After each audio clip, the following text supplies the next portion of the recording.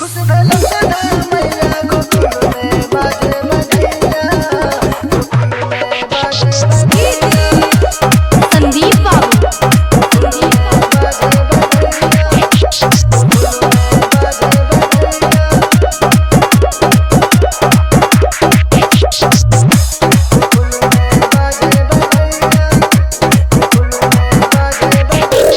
मथुरा में जन्मे कृष्ण कन्हैया, मथुरा में जन्मे कृष्ण कन्हैया। खुश भेल सदा मैया गोकुल में बाजे बजैया, गोकुल में बाजे बजैया।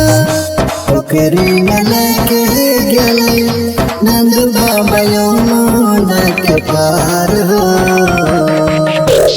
अब होइतै लीला के रचैया, खुश भेल सदा मैया गोकुल में बाजे बजैया, गोकुल में बाजे बजैया।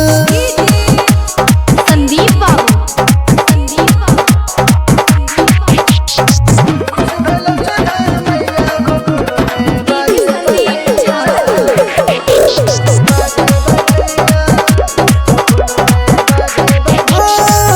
चल चल चल बहिना करबै दर्शना माहे करबै दर्शना नंद बाबा के अंगना माहे।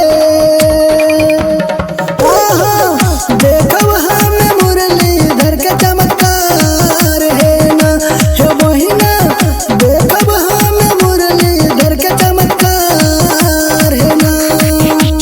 मथुरा में जन्मे कृष्ण कन्हैया, खुश भेल सदा मैया गोकुल में बाजे बजैया, गोकुल में बाजे बजैया। संदीप बाबू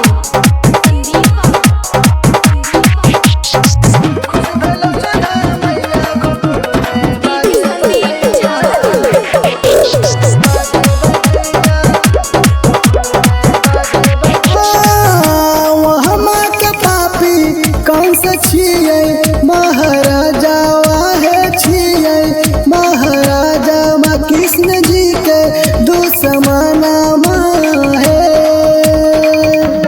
हाँ देवी की मात करे अत्याचार है ना हे बहिना, देवी की मात करे अत्याचार है। हाँ कंस के मारैले जन्मल कन्हैया, खुश भेल सदा मैया गोकुल में बाजे बजैया, गोकुल में बाजे बजैया। जय हो लोसी रिकॉर्डिंग स्टूडियो घोंगेपुर सहरसा।